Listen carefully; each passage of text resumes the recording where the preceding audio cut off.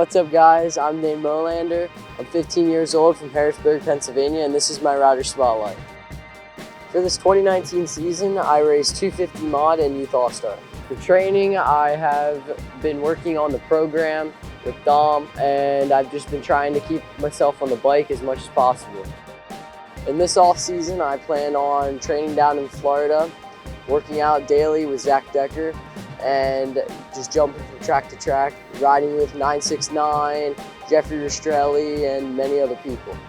I'd really like to thank my mom, my dad, my whole family, JB Racing, Powered by Naveen, DDP Racing, Amped Apparel, Jeffrey Rastrelli's whole family for letting me stay down there in the winter. Huge thanks to the Decker family for letting me ride one of Zach's quads for the end of the year. My plans for the 2020 season is to get a championship in 250 Mod and Youth All-Star.